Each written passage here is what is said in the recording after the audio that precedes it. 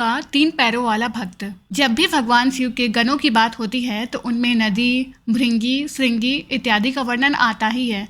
हिंदू धर्म में नदी एक बहुत ही प्रसिद्ध शिवगण है जिनके बारे में हमारे ग्रंथों में बहुत कुछ लिखा गया है। नदी की भांति ही भृंगी भी शिव के महान गण और तपस्वी हैं, किंतु दुर्भाग्यवश उनके बारे में हमें अधिक जानकारी नहीं मिलती है। भृंगी को 3 पैरों वाला गण कहा गया है। कवि तुलसीदास जी ने भगवान शिव का वर्णन करते हुए भृंगी के बारे में लिखा है, बिनुपत होए कोई बहुपत बाहु, अर्थात शिव गणों में कोई बिना पैरों के तो कोई कई पैरों वाले थे। यहाँ कई पैरों वाले से तुलसीदास जी का अर्थ भृंगी से ही है। पुराणों में उन्हें एक महान ऋषि के रूप में दर्शाया गया है जिनके 3 पांव हैं। शिव पुराण में भी भृंगी को शिवगण से पहले एक ऋषि और भगवान शिव के अनन्य भक्त के रूप में दर्शाया गया है। साथ ही भृंगी को पुराणों में अपने धुन का पक्का भी बताया गया है। भगवान शिव में उनकी लगन इतनी अधिक थी कि अपनी उस शक्ति में उन्होंने स्वयं शिव पार्वती से भी आगे निकलने का प्रयास कर डाला। भृंगी का निवास स्थान पहले पृथ्वी पर बताया जाता था। उन्होंने भी नंदी की भांति भगवान शिव की घोर तपस्या की। उसकी तपस्या से प्रसन्न होकर महादेव ने उसे दर्शन दिए और वर मांगने को कहा। तभी भृंगी ने उनसे वर मांगा कि वे जब भी चाहें उन्हें महादेव का सानिध्य प्राप्त हो सके। ऐसा सुनकर महादेव ने उसे वरदान दिया कि वो जब भी चाहें कैलाश पर आ सकते हैं। उस वरदान को पाने के बाद भृंगी ने कैलाश को ही अपना निवास स्थान बना लिया और वहीं भगवान शिव के सानिध्य में रहकर उनकी आराधना करने लगा। भक्त कई प्रकार के होते हैं, किंतु उनमें से जो सबसे दृढ़ होता है उसे जड़ भगत कहते हैं। जड़ भगत का अर्थ ऐसे भक्त से होता है जिसे अपनी भक्ति के आगे कुछ और सूझता ही नहीं। ऐसे भक्त अपनी अति भक्ति के कारण कई बार हित अहित का विचार भी भूल जाते हैं, जिससे अनंतः उनका ही अनिष्ट होता है। कहा गया है कि अति सर्वत्र वर्जयेत, अर्थात किसी भी चीज की अति नहीं करनी चाहिए। भृंगी की भक्ति भी इसी जड़ भक्ति की श्रेणी में आती थी। वे महादेव के भक्त तो थे, किंतु भगवान शिव में उनका अनुराग इतना अधिक था कि उनके समक्ष उन्हें कुछ भी दिखता ही नहीं था। यही नहीं, जिस माँ पार्वती की पूजा पूरा जगत करता है और जो जगत माता है, भगवान शिव के आगे भृंगी स्वयं उन्हें भी भूल जाते थे। ऐसा विधान है कि भगवान शिव की पूजा माता पार्वती की पूजा के बिना अधूरी मानी जाती है। यही कारण है कि विश्व के सभी महान ऋषि जब भी भगवान शिव की पूजा करते हैं तो वे माता की पूजा भी अवश्य करते हैं। ये इस बात का द्योतक है कि शिव और शक्ति कोई अलग अलग नहीं है, अपितु दोनों एक दूसरे के पूरक हैं। इसलिए शिव की पूजा से शक्ति और शक्ति की पूजा से शिव स्वतः ही प्रसन्न हो जाते हैं। किंतु भृंगी की भक्ति अलग ही श्रेणी की थी। पूरे विश्व में केवल वही एक ऋषि थे जो सदैव केवल शिव की ही पूजा किया करते थे और माता पार्वती की पूजा नहीं करते थे।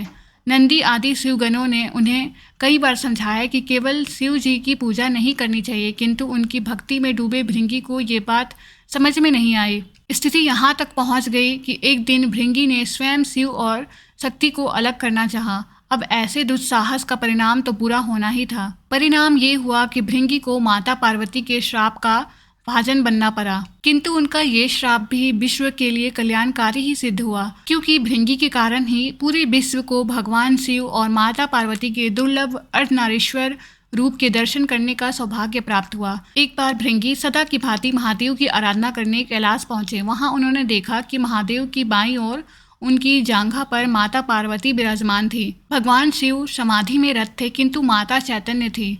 भृंगी ने अपनी पूजा आरंभ की और अपने समक्ष माता पार्वती के होने के बाद भी उन्होंने केवल महादेव की ही पूजा की। माता को इस बात की जानकारी हो गई, किंतु उन्होंने भृंगी से कुछ कहा नहीं। वे प्रसन्न थी कि उनके स्वामी का कोई इतना बड़ा भक्त है। पूजा समाप्त करने के बाद भृंगी ने महादेव की परिक्रमा करनी चाहिए। वे ब्रह्मचारी थे और केवल भगवान शिव की परिक्रमा करना चाहते थे, किंतु आधी परिक्रमा करने के बाद वे रुक गए, क्योंकि महादेव के वाम अंग पर तो माता विराजमान थी। शिव की भक्ति में डूबे भृंगी ने माता से अनुरोध किया कि वे कुछ समय के लिए महादेव से अलग हो जाएं, ताकि वे अपनी परिक्रमा पूरी कर सकें। अब माता को भृंगी की अज्ञानता का बोध हुआ। उन्होंने हंसते हुए कहा कि ये मेरे पति हैं और मैं किसी भी स्थिति में इनसे अलग नहीं हो सकती। भृंगी ने उनसे बहुत अनुरोध किया, किंतु माता शिव की गोद से हटने को तैयार नहीं हुई। भृंगी अपने हठ पर अड़े थे। भक्ति ने कब मुद्रिता का रूप ले लिया उन्हें पता नहीं चला। उन्होंने एक सर्प का रूप धारण कर लिया और परिक्रमा पूरी करने के लिए महादेव और महादेवी के बीच से निकलने का प्रयत्न करने लगे। उसके इस कृत्य से महादेव की समाधि भंग हो गई। जब शिव ने भृंगी को ऐसा करते हुए देखा तो वे समझ गए कि भृंगी अज्ञानता में डूबे हैं। तब उनकी अज्ञानता दूर करने के लिए महादेव ने तत्काल महादेवी को स्वयं में विलीन कर लिया। उनका ये रूप ही प्रसिद्ध अर्धनारीश्वर रूप कहलाया, जो देवताओं के लिए भी दुर्लभ था। उनका ये रूप देखने के लिए देवता तो देवता, स्वयं भगवान ब्रह्मा और नारायण वहां उपस्थित हो गए। सबको लगा कि अब भृंगी को सत्य का ज्ञान हो जाएगा, किंतु कदाचित उनकी भक्ति सारी सीमाओं को पार कर चुकी थी। उन्होंने भगवान शिव की परिक्रमा करने के लिए एक भयानक दुस्साहस किया। उन्होंने एक चूहे का रूप धरा और अर्धनारीश्वर रूप को कुतर कर महादेव को महादेवी से अलग करने का प्रयास करने लगे। अब तो ये अति थी। भृंगी महादेव का भक्त था, इसलिए वे तो चुप रहे, किंतु ऐसी धृष्टता देखकर माता पार्वती का धैर्य चुक गया। उन्होंने क्रोधपूर्वक कहा, रे मूर्ख, इस अर्धनारीश्वर रूप को देखकर भी तू ये ना समझा कि शिव और शक्ति एक ही हैं। यदि तेरी दृष्टि में स्त्री शक्ति का कोई सम्मान नहीं है तो अभी तेरे शरीर से तेरी माता का अंश अलग हो जाए। सृष्टि के नियम के अनुसार हड्डी और पेशियां पिता से मिलती है और रक्त और मांस माता से।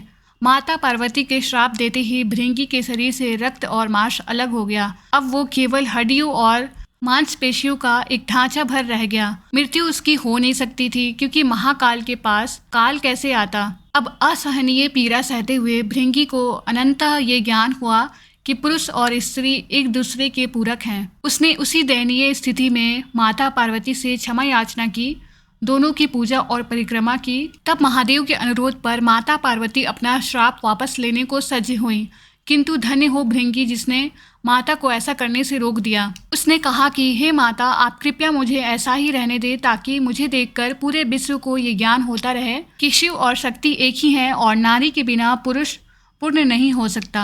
उसकी इस बात से दोनों बड़े प्रसन्न हुए और महादेव ने उसे वरदान दिया कि वो सदैव उनके साथ ही रहेगा। साथ ही भगवान शिव ने कहा कि चूंकि भृंगी उनकी आधी परिक्रमा ही कर पाया था, इसलिए आज से उनकी आधी परिक्रमा का ही विधान होगा।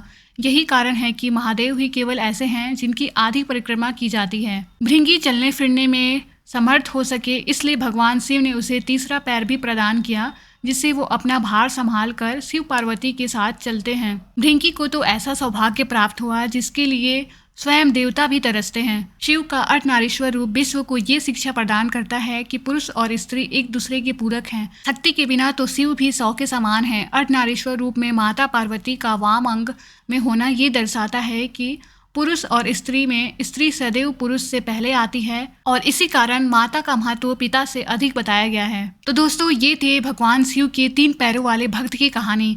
आप लोगों को ये कहानी अच्छी लगी हो तो अपने दोस्तों घर वालों के साथ इस कहानी को जरूर शेयर कीजिएगा। हमारे फेसबुक पेज को फॉलो जरूर कर लीजिएगा और यूट्यूब चैनल को सब्सक्राइब भी जरूर कर लीजिएगा, ताकि आगे आने वाली कहानियाँ आप सबको मिलती रहें। जाने से पहले आप सब कमेंट में हर हर महादेव या जय भोलेनाथ लिखना ना भूलें।